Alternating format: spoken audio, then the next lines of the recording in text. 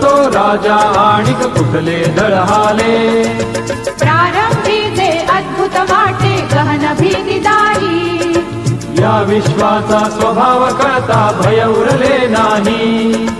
या दुनियेचे मर्म न कळता जगणे केवळ फुका। जे दिसते ते असेच काहे, हे दिसते ते तसेच काहे, उलगडण्याला शिका। डोळे उघडून बघा गड्यानो, झापड लावू नका।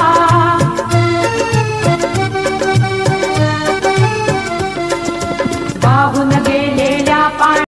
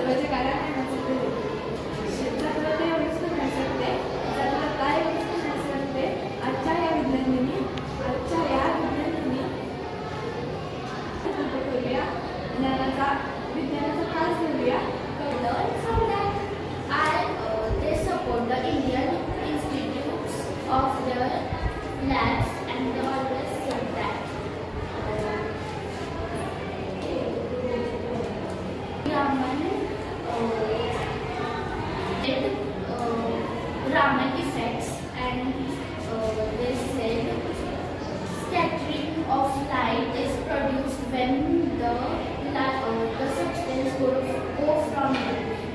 Which earned him the Nobel Prize in Physics in 1930, marking a significant milestone for Indian science on the global stage. His life was not only contributed to the field of optics, but also played a pivotal role for fostering scientific research and development within India through his leadership in establishing research institutes like Indian Academy of Science. Next, I'll talk about Dr. C. V. Raman early life education. Dr. C. V. Raman born in Tiruchirappalli in Tamil Nadu state. Dr. C. V. Raman displayed an early interest in science, influenced by his father, who was a mathematics lecturer. He pursued their undergraduate studies at the Presidency College of Madras, where he excelled in physics, and graduating with honors. Following this, he went on to study at the University of London, where he further depended on his understanding of physics. Next, I talk about the Raman effect and scientific contributions. While traveling on a ship, To Europe, Raman observed the blue color of sea, which sparked him curiosity and led him to investigate about scattering of light. Using a specially designed spectrograph, he and his student K.S. Krishnan discovered that when light passes through a transparent material, a small portion of that scattered light changes its wavelength, a phenomenon now known as the Raman effect. This discovery provides crucial insights in molecular structure of material and lead the foundation for further research of spectroscopy. विज्ञान शास्त्रीय वर्धन हा आपल्या जीवनातील सगळ्यात मोठा प्रश्न आहे. जर आपण जर चांगल्या प्रमाणे उपयोग करत असेल तर तो आपल्यासाठी वरदानच आहे. जसे की आपल्या जीवनामध्ये सगळ्यात मोठा वरदान आहे ते म्हणजे विजेचा शोध. या विजेमुळे आपण सर्व गोष्टी करू शकतो. रात्रीच्या अंधारामध्ये आपल्याला तो प्रकाश देतो जो आपण घरामध्ये गीझर वापरतो, मोबाईल वापरतो, कम्प्युटर वापरतो. या सर्वांसाठी विजेचा खूप मोठा उपयोग असतो. जर वीज नसती तर आपल्याला रात्रीच्या काळोखामध्ये काही दिसले नसते. म्हणून विजेचा शोध हा खूप मोठा गरजेचा शोध होता. त्याचप्रमाणे वाहतुकीमध्ये सुद्धा विज्ञानाने खूप मोठा भाग घेतला आहे.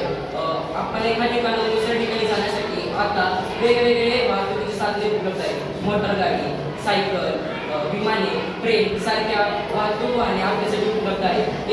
आपण विमानाने तर एका देशातून दुसऱ्या देशामध्ये आपण कितीतरी तासामध्ये आपण कितीतरी छोट्या वेळामध्ये आपण पोहोचू शकतो. त्यामुळे विज्ञानाचा वाहतुकीमध्ये खूप मोठा भाग घेतला आहे. त्याचप्रमाणे विज्ञानाचा सर्वात मोठा भाग जे घेतले आहे ती मध्ये म्हणजे दूरदर्शनमध्ये. तर त्यामध्ये मोबाईल, TV, रेडिओ यामध्ये त्यांनी उत्तम कार्य केले आहे. ज्याप्रमाणे आता मोबाईल सर्व लहान मुलांपासून मोठ्या माणसांपर्यंत सर्वांच्या हातामध्ये मोबाईल असतो. ते सकाळी उठल्यापासून ते रात्री झोपेपर्यंत त्यांच्या हातामध्ये सारखा मोबाईल असतो. मोबाईल याच्यामध्ये आपल्याला सर्व काही गोष्टी मिळतात. मग ते आपण त्याचा कुठल्या कारणासाठी आपण उपयोग करतो ते आपल्यावर ते अनुमान असते. आपण जर त्याचा चांगल्या कामासाठी उपयोग केला तर आपले जग कुठं पोहोचेल. जर आपण त्याचा वाईट कामासाठी स्वतःसाठी उपयोग केला तर ते आपल्या सर्व पृथ्वीसाठी व मानवासाठी हानिकारक आहे. ज्याप्रमाणे नाण्याला दोन बाजू असतात त्याचप्रमाणे विज्ञानाचे काही फायदे आहेत तर काही तोटे आहेत. आता